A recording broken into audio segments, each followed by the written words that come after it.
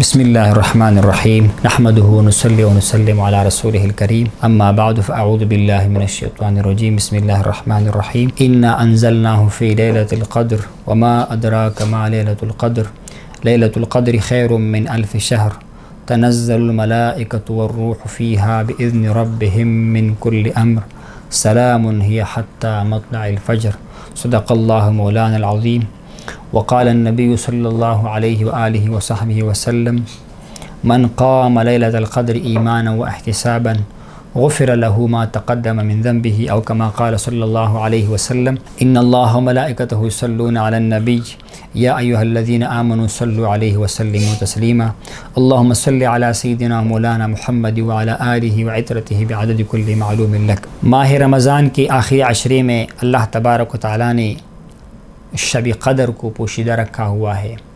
یہ قدر کی رات عظمت کی رات ہے، فضیلت کی رات ہے، اور اللہ تبارک و تعالیٰ کا ارشاد گرامی ہے کہ ہم نے اس مبارک کلام کو قرآن مجید کو نازل کیا ہے لیلۃ القدر کو، قدر کی رات کو۔ رب کریم فرماتا ہے کہ تمہیں کیا پتہ کہ قدر کی رات کون سی رات ہے؟ خود ارشاد فرماتا ہے کہ قدر کی رات وہ رات ہے کہ وہ 1000 راتوں سے بھی زیادہ بہتر ہے، زیادہ افضل ہے۔ لیلۃ القدر خیر من الف شہر، 1000 مہینوں سے بھی زیادہ بہتر رات ہے قدر کی رات۔ لیلۃ القدر اللہ تعالیٰ کا شان ہے کہ اللہ تعالیٰ نے کچھ دنوں کو فضیلت عطا فرمایا ہوا ہے، جس طرح جمعے کا دن ہے، جس طرح عیدین کا دن ہے، جس طرح عرفے کا دن ہوا۔ یہ وہ ایام جس کو اللہ تعالیٰ نے پسند فرمایا ہوا ہے، اس کو فضیلت عطا فرمائی ہے۔ اسی طرح اللہ تعالیٰ نے کچھ راتوں کو فضیلت عطا فرمائی ہے، جس میں لیلۃ الجائزہ عیدین کی راتیں ہے، جس میں نصف شعبان کی رات ہے، کچھ روایت کے اندر اس کی تاکید و فضیلت آئی ہے، اہمیت آئی ہے۔ اور اس میں سب سے جو صراحت کے ساتھ قرآن کی نص کے ساتھ جس رات کی فضیلت آئی ہے وہ قدر کی رات ہے۔ پوری قرآن کی ایک صورت اس موضوع پر نازل ہوا ہے لیلۃ القدر کی فضیلت میں، اور کم از کم 2 مقامات پر اللہ تعالیٰ نے الگ الگ جو ہے لیلۃ القدر کا ذکر کیا ہوا ہے۔ ایک مقام پر ارشاد فرمایا کہ ہم نے اس مبارک کلام کو نازل کیا ہوا ہے مبارک رات میں، لیلۃ المبارکہ، اس کو نازل کیا ہوا ہے۔ اور یہاں پر فرمایا 30 پارے میں کہ ہم نے اس کو قدر کی رات کو نازل کیا ہوا ہے۔ تو قدر کی رات کو قدر کیوں کہا جاتا ہے؟ مختلف اس کے جو ہے وہ فقہاء کرام نے وضاحتیں فرمائی ہے، اور اس میں ایک وجہ یہ ہے کہ چونکہ اس رات کو تقدیر کے معاملات اللہ تعالیٰ کے ہاتھ سے طے پاتے ہیں۔ اللہ تبارک و تعالیٰ لوگوں کے رزق کے، لوگوں کے اجل کے، موت کے، اور لوگوں کی سعادت و شقاوت کے فیصلے فرماتا ہے۔ ایک تو پہلے سے نظام بنا ہوا ہے لوح محفوظ میں، ازل میں۔ ایک اللہ تعالیٰ کا شان ہے کہ وہ ہر سال دوبارہ جو ہے فرشتوں کی طرف امر فرماتا ہے، فلاں کے ساتھ یہ معاملہ ہو، فلاں کے ساتھ یہ معاملہ ہو۔ تو اس مبارک رات کو یہ تقدیر کے معاملات کچھ فیصلے کیے جاتے ہیں، تو اسی لیے اس کو لیلۃ القدر کہا جاتا ہے۔ اور ایک وجہ یہ ہے کہ چونکہ قدر کی رات ہے، عظمت کی رات ہے، وزن کی رات ہے۔ اور وزن کیا ہے؟ اللہ تعالیٰ نے کیا فرمایا کہ یہ رات جو ہے یہ 1000 راتوں سے بھاری ہے، 1000 راتوں سے جو ہے یہ خیر بہتر۔ یہ نہیں کہا کہ 1000 راتوں کے برابر ہے، بلکہ 1000 راتوں سے بہتر رات ہے۔ تو بڑی قدر کی رات ہے، عظمت کی رات ہے، اسی لیے اس کا نام جو ہے وہ لیلۃ القدر رکھا گیا ہے۔ اور چونکہ یہ اللہ تعالیٰ کا شان ہے، آپ اس کی اہمیت کا اندازہ اس بات سے لگا لیجیے گا کہ مہینوں میں سب سے بہتر مہینہ ماہ رمضان ہے، اور اللہ کے کلام میں سب سے عظیم کلام، عظیم کتاب جو ہے نا اللہ تعالیٰ کا، وہ قرآن عظیم الشان ہے۔ تورات، انجیل، زبور سب منسوخ ہو گئے ہیں، اور سب کی تلاوت کا وہ معاملہ نہیں رہا، لیکن قرآن عظیم الشان سب سے افضل کتاب، اور اللہ تعالیٰ نے اس کی نزول کے لیے کس رات کا انتخاب فرمایا؟ پہلے مہینہ رمضان مبارک کا، پھر اس کے لیے رات کون سی رات؟ قدر کی رات کو منتخب فرمایا۔ تو اسی لیے اللہ تعالیٰ نے اس کا خاص ذکر فرمایا کہ ہم نے اس مبارک کلام کو اتارا ہے۔ یہ کس رات کو اتارا ہے؟ یہ قدر کی رات کو اتارا ہوا ہے۔ لوح محفوظ سے اللہ تعالیٰ نے آسمان دنیا پر اس مبارک کلام کو نازل فرمایا، بیت المعمور، یہ اس کے لیے انتخاب جو ہے وہ اس مبارک رات کا ہوا ہے۔ تو اس رات کی یہ حقیقت ہے کہ اللہ تعالیٰ اپنے بندوں کو زیادہ سے زیادہ ثواب عطا فرمانا چاہتا ہے۔ کچھ روایت ایسے موجود ہے کہ آقا کریم صلی اللہ علیہ وسلم مبارک نے پرانی امتوں کا تذکرہ فرمایا کہ ان میں ایسے لوگ تھے کہ جس کی عمر 80 سال ہوا کرتی تھی اور یا اس کی عمر 100 سال ہوا کرتی تھی، اور وہ اتنی عبادت کرتے تھے، دن کو جہاد کرتے تھے روزے کی حالت میں، رات کو پھر عبادت کرتے تھے، شب بیداریاں کرتے تھے، کھم کھاتے تھے اور کثرت کے ساتھ عبادت کرتے تھے۔ تو صحابہ کرام کے دل میں خیال آیا کہ اللہ تبارک و تعالیٰ نے ان کو تو بڑی عمریں دی تھی، طویل عمریں دی تھی، صحت بھی ان کی اچھی ہوگی، تو ہماری تو عمریں بھی اتنی نہیں ہے اور اتنی مجاہدے کرنا کتنا مشکل کام ہے۔ تو رب کریم نے یہ احسان اس امت کو عطا فرمایا کہ ایک رات عبادت کرو تمہیں پوری 1000 مہینوں کا ثواب حاصل ہو جائے گا، 1000 مہینوں کا ثواب حاصل ہو جائے گا۔ آپ کی عمر 80 سال بے شک کیوں نہ ہو، لیکن ایک رات میں آپ 80 سال کی 83 سال کے ثواب کو حاصل کر سکتے ہیں۔ تو یہ اس مبارک رات کی جو ہے حکمت ہے کہ اللہ تعالیٰ نے اس امت کو نوازا، بہت ساری نعمتوں سے نوازا، اور اس میں ایک نعمت جو ہے یہ لیلۃ القدر کی عظیم رات ہے۔ اس مبارک رات کی فضیلت کیا ہے، اس کی فضیلت کیا ہے اور اس کی اہمیت کیا ہے؟ لیلۃ القدر یہ اللہ تعالیٰ کے ارشاد گرامی ہے کہ قدر کی رات یہ 1000 مہینوں سے افضل ہے۔ آپ ایک رات عبادت کرو، اللہ تعالیٰ کو راضی کرو، اللہ تعالیٰ تمہیں 1000 مہینوں کا ثواب عطا فرمائے گا۔ اور حدیث مبارکہ میں حضور نے ارشاد فرمایا کہ من قام لیلۃ القدر ایمانا واحتسابا غفر له ما تقدم من ذنبه، کہ جو شخص اس رات کا قیام کرے، قدر کی رات کا قیام کرے، اس رات کو اللہ تعالیٰ کی بارگاہ میں وہ عبادت کرے، جاگ کر گزارے ایمان و احتساب کے ساتھ، تو رب کریم اس کے تمام گناہوں کو معاف فرمائے گا۔ یہاں 2 چیزوں کا بیان ہوا، ایمان اور احتساب کا ذکر ہوا۔ ایمان سے مراد کیا ہے؟ وہ عقیدے کی طرف اشارہ ہے، انسان کا عقیدہ درست ہو، اللہ تبارک و تعالیٰ پر ایمان ہو، اللہ کے رسول پر کتاب پر ایمان ہو، اور وہ عقیدے کے لحاظ سے وہ صحیح ہو، اس کا عقیدہ خراب نہ ہو، گمراہ فرقے کے ساتھ تعلق نہ ہو۔ اور دوسری بات کیا ہے؟ احتساباً، احتساب کا مطلب کیا ہے؟ محاسبے کے ساتھ، اچھی نیت کے ساتھ آپ نے اس رات کو قیام کرنا ہے، عبادت کرنی ہے، مقصد اللہ تبارک و تعالیٰ کا رضا ہونا چاہیے۔ اگر آپ کا مقصد نام ہے، ریاکاری ہے، شہرت ہے، یا آپ کا مقصد جو ہے وہ لوگوں کا واہ واہ سمیٹنا ہے، تو پھر اس رات کی ثواب کا آپ کی کوئی حصہ نہیں ہوگا، اس کے ساتھ سے محرومی ہوگی۔ تو 2 شرائط ہے، عقیدہ درست ہونا چاہیے، ایمان کے ساتھ ہو، اور احتساباً اچھی نیت کے ساتھ ہو، تو اس کا رزلٹ کیا ملے گا؟ غفر له ما تقدم من ذنبه، اللہ کریم اس مسلمان بندے کی پچھلے تمام گناہوں کو معاف فرمائے گا۔ اور اسی طرح اس رات کی فضیلت یہ بھی ہے کہ اللہ تبارک و تعالی حدیث مبارکہ میں ہے کہ فرشتے جناب سیدنا جبرائیل کی قیادت میں وہ زمین میں تشریف لے آتے ہیں، اور اتنی کثرت کے ساتھ فرشتے زمین پہ آتے ہیں کہ ان کی آمد سے زمین گویا بھر جاتی ہے، اور وہ ان بندوں کے تلاش میں ہوتے ہیں جو اس رات کو اللہ تبارک و تعالیٰ کے رضامندی میں مصروف حال ہوتے ہیں، عبادت میں وہ کوشش کر رہے ہوتے ہیں۔ اور حدیث مبارکہ میں ہے کہ جناب سیدنا جبرائیل علیہ السلام مبارک ان سے مصافحہ کرتا ہے، ملتے ہیں۔ اب کس طرح مصافحہ کرتے ہیں؟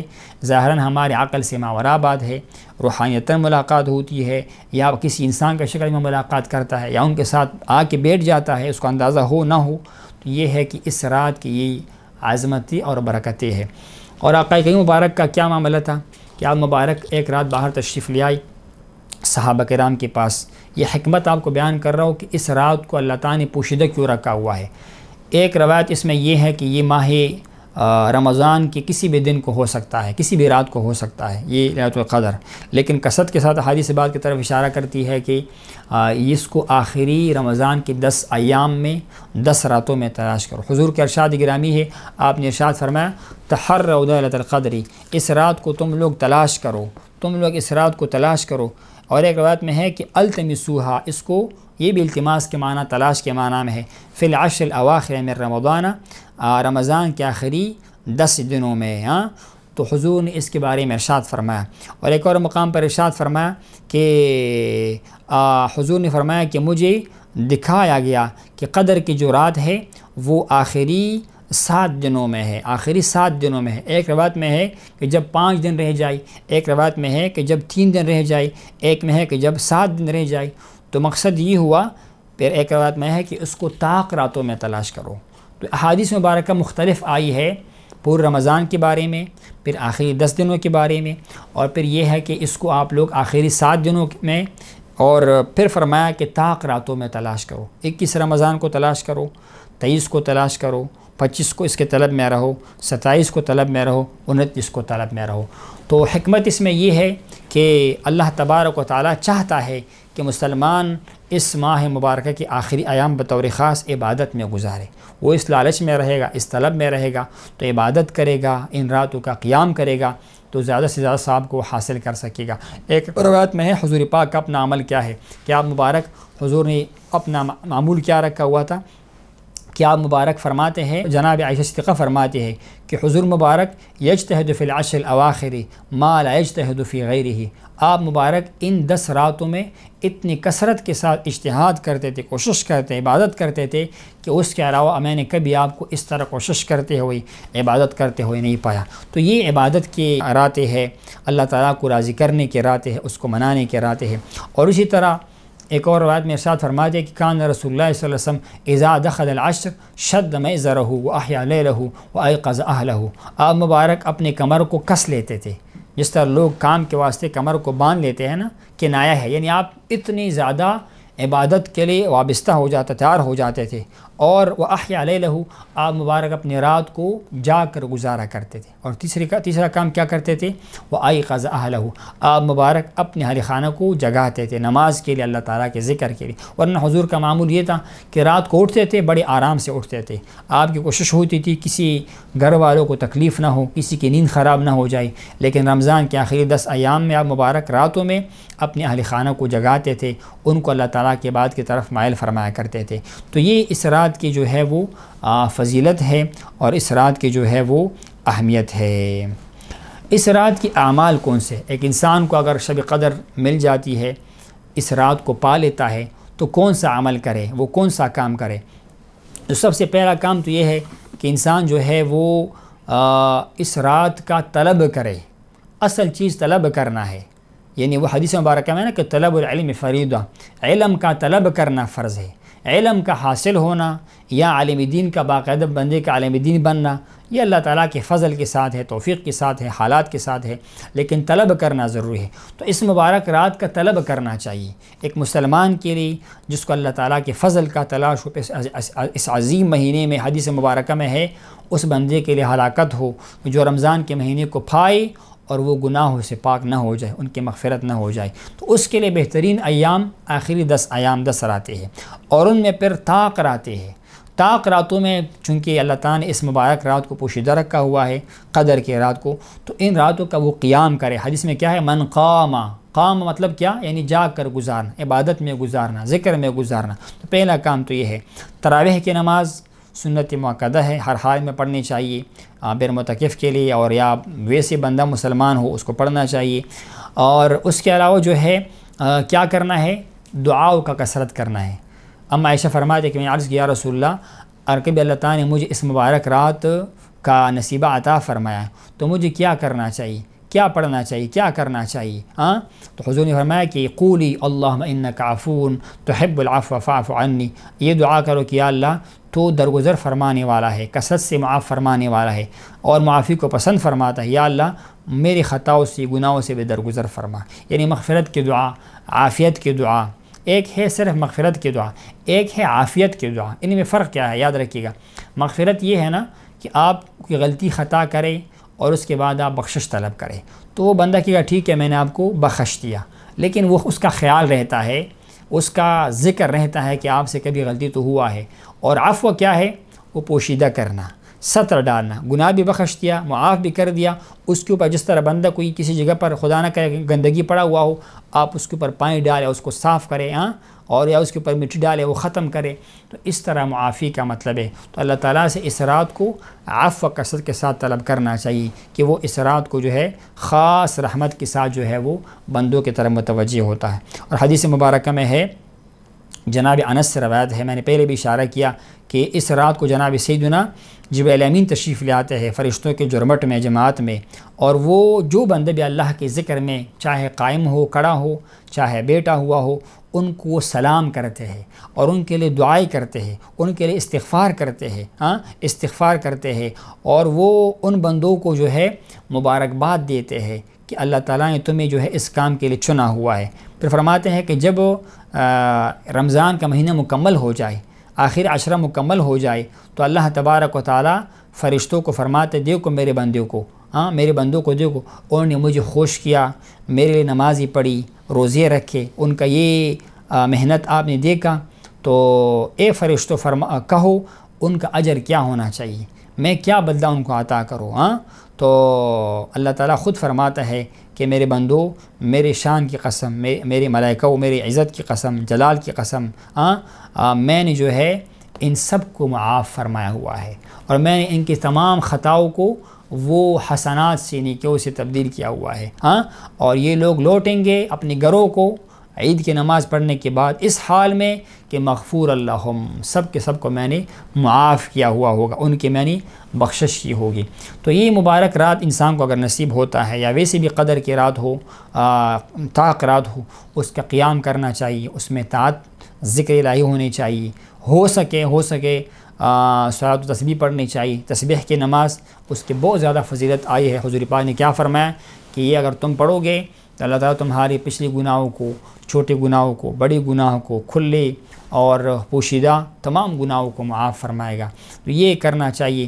پھر اسی طرح درود پاک کا اہتمام ہونا چاہیے، جس حبیب کے وسیلے سے اللہ تعالیٰ نے ہم یہ دن رات عطا فرمائی ہے، یہ نعمتیں عطا فرمائی ہے، یہ دین کا علم ہمارے پاس آیا ہوا ہے، اس محبوب کی بارگاہ میں، اللہ تعالیٰ کی بارگاہ میں اس کے لیے رحمت کا طلب کرنا چاہیے، صلاۃ و سلام کی عقیدت کے نذرانے پیش کرنے چاہیے۔ اور اس رات کی پہچان کیا ہے، قدر کی رات کی پہچان کیا ہے؟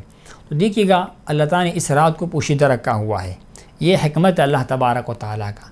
لیکن کچھ ایسے حضرات ہیں اہل کشف یا اہل نظر ہے کہ جو اس رات کی حلاوت کو محسوس کرتے ہیں، فیض کو محسوس کرتے ہیں۔ ظاہر بات ہے یہ بات عام بندوں کی سمجھ میں نہیں آنے والی ہے، لیکن یہ ہے کہ اللہ تعالیٰ بندوں پر سکون کا نزول فرماتے ہیں۔ جب فرشتے آتے ہیں، رحمت کے فرشتے آتے ہیں، پھر جس طرح روایت کے اندر جناب سیدنا جبرائیل تشریف لے آتے ہیں، فرشتوں کے جرمٹ میں کثرت کے ساتھ آتے ہیں، تو انسان کو ایک گنا تسلی ہوتی ہے، سکون نصیب ہوتا ہے۔ اور ایک علامت حدیث مبارکہ میں یہ ہے کہ جب قدر کی رات گزر جائے نا اور صبح کا وقت ہو، تو اس وقت جو سورج ہے وہ صاف نظر نہیں آتا، وہ دھندلا سا ہو جاتا ہے، اور اس کی وجہ یہ ہے کہ فرشتے بڑے کثرت کے ساتھ زمین پر آ چکے ہوتے ہیں، اور صبح کے ٹائم جب وہ اگلا دن شروع ہونے والا ہوتا ہے تو فرشتے آسمان کی طرف نکل جاتے ہیں، اس کا راتیں ہے، اللہ تعالیٰ کو راضی کرنے کے راتیں ہے، اس کو منانے کے راتیں ہے۔ اور اسی طرح ایک اور روایت میں ارشاد فرماتے ہیں کہ کان رسول اللہ صلی اللہ علیہ وسلم اذا دخل العشر شد میزرہ واحیا لیلہ وایقظ اہلہ، آپ مبارک اپنے کمر کو کس لیتے تھے، جس طرح لوگ کام کے واسطے کمر کو باندھ لیتے ہیں نا، کنایا ہے، یعنی آپ اتنی زیادہ عبادت کے لیے وابستہ ہو جاتے، تیار ہو جاتے تھے۔ اور وَأَحْيَا لَيْلَهُ، آپ مبارک اپنی رات کو جاگ کر گزارا کرتے تھے۔ اور تیسرا کام کیا کرتے تھے؟ وَأَيْقَظَ أَهْلَهُ، آپ مبارک اپنے اہل خانہ کو جگاتے تھے نماز کے لیے، اللہ تعالیٰ کے ذکر کے لیے۔ ورنہ حضور کا معمول یہ تھا کہ رات کو اٹھتے تھے، بڑے آرام سے اٹھتے تھے، آپ کی کوشش ہوتی تھی کسی گھر والوں کو تکلیف نہ ہو، کسی کی نیند خراب نہ ہو جائے۔ لیکن رمضان کے آخری 10 ایام میں آپ مبارک راتوں میں اپنے اہل خانہ کو جگاتے تھے، ان کو اللہ تعالیٰ کے بعد کی طرف مائل فرمایا کرتے تھے۔ تو یہ اس رات کی جو ہے وہ فضیلت ہے، اور اس رات کی جو ہے وہ اہمیت ہے۔ اس رات کی اعمال کون سے؟ ایک انسان کو اگر شب قدر مل جاتی ہے، اس رات کو پا لیتا ہے، تو کون سا عمل کرے، وہ کون سا کام کرے؟ تو سب سے پہلا کام تو یہ ہے کہ انسان جو ہے وہ اس رات کا طلب کرے، اصل چیز طلب کرنا ہے۔ یعنی وہ حدیث مبارکہ میں نا کہ طلب العلم فریضہ، علم کا طلب کرنا فرض ہے۔ علم کا حاصل ہونا یا عالم دین کا باقاعدہ بندے کا عالم دین بننا، یہ اللہ تعالیٰ کے فضل کے ساتھ ہے، توفیق کے ساتھ ہے، حالات کے ساتھ ہے، لیکن طلب کرنا ضروری ہے۔ تو اس مبارک رات کا طلب کرنا چاہیے ایک مسلمان کے لیے، جس کو اللہ تعالیٰ کے فضل کا تلاش ہو، اس عظیم مہینے میں حدیث مبارکہ میں ہے اس بندے کے لیے ہلاکت ہو جو رمضان کے مہینے کو پائے اور وہ گناہوں سے پاک نہ ہو جائے، ان کی مغفرت نہ ہو جائے۔ تو اس کے لیے بہترین ایام آخری 10 ایام 10 راتیں ہیں، اور ان میں پھر طاق راتیں ہیں۔ طاق راتوں میں چونکہ اللہ تعالیٰ نے اس مبارک رات کو پوشیدہ رکھا ہوا ہے، قدر کی رات کو، تو ان راتوں کا وہ قیام کرے۔ حدیث میں کیا ہے؟ من قام مطلب کیا؟ یعنی جاگ کر گزارنا، عبادت میں گزارنا، ذکر میں گزارنا۔ تو پہلا کام تو یہ ہے۔ تراویح کی نماز سنت مؤکدہ ہے، ہر حال میں پڑھنی چاہیے، بغیر معتکف کے لیے، اور یا ویسے بندہ مسلمان ہو اس کو پڑھنا چاہیے۔ اور اس کے علاوہ جو ہے کیا کرنا ہے؟ دعاؤں کا کثرت کرنا ہے۔ اما عائشہ فرماتے کہ میں نے عرض کیا رسول اللہ، کبھی اللہ تعالیٰ نے مجھے اس مبارک رات کا نصیبہ عطا فرمایا تو مجھے کیا کرنا چاہیے، کیا پڑھنا چاہیے، کیا کرنا چاہیے؟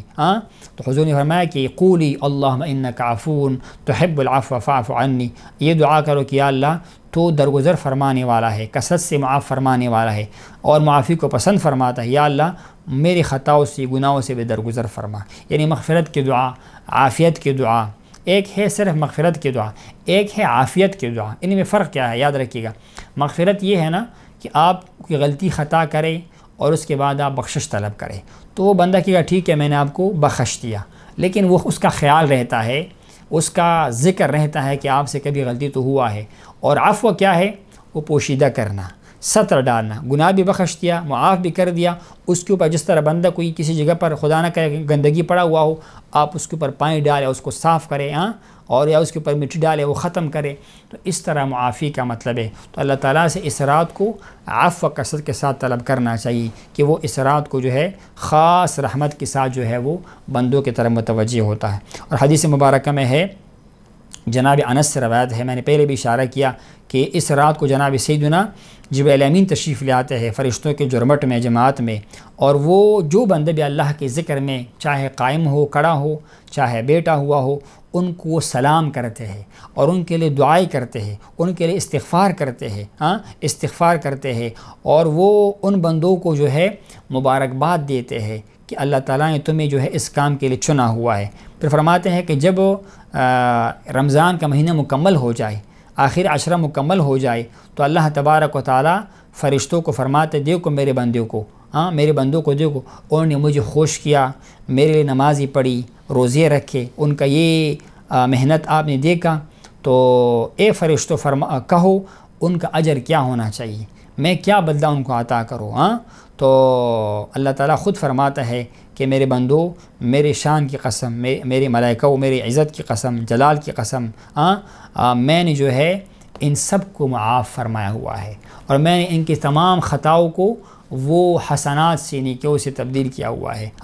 اور یہ لوگ لوٹیں گے اپنے گھروں کو عید کی نماز پڑھنے کے بعد اس حال میں کہ مغفور اللہم، سب کے سب کو میں نے معاف کیا ہوا ہوگا، ان کی میں نے بخشش کی ہوگی۔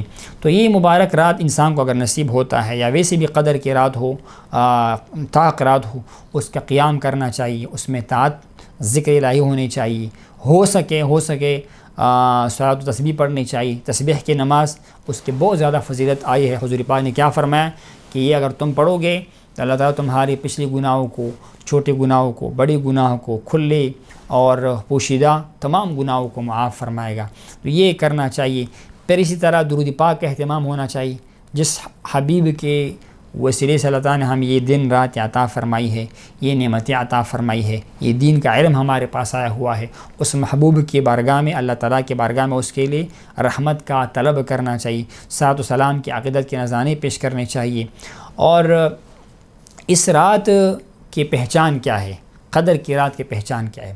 تو دیکھیے گا اللہ تعالیٰ نے اس رات کو پوشیدہ رکھا ہوا ہے، یہ حکمت اللہ تبارک و تعالیٰ کا۔ لیکن کچھ ایسے حضرات ہیں، اہل کشف یا اہل نظر ہے، کہ جو اس رات کی حلاوت کو محسوس کرتے ہیں، فیض کو محسوس کرتے ہیں۔ ظاہر بات ہے یہ بات عام بندوں کی سمجھ میں نہیں آنے والی ہے، لیکن یہ ہے کہ اللہ تعالیٰ بندوں پر سکون کا نزول فرماتے ہیں۔ جب فرشتے آتے ہیں، رحمت کے فرشتے آتے ہیں، پھر جس طرح روایت کے اندر ہے جناب سیدنا جبرائیل تشریف لے آتے ہیں، فرشتوں کے جرمٹ میں کثرت کے ساتھ آتے ہیں، تو انسان کو ایک گناہ تسلی ہوتی ہے، سکون نصیب ہوتا ہے۔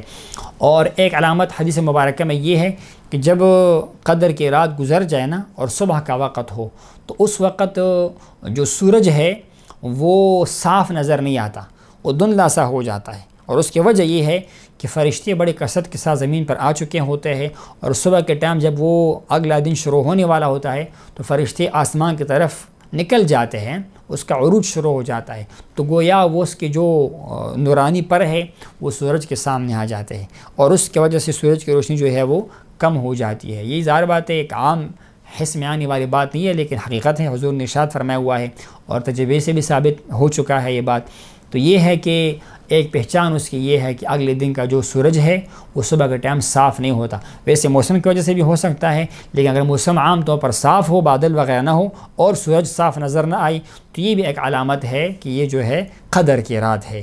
اور قدر کی رات کا اہتمام کرنا یہ ہر مسلمان کے لیے ضروری ہے. اس رات کو دعاؤں کا کثرت کرنا چاہیے، اللہ تعالیٰ کو راضی کرنے کا کوشش کرنا چاہیے.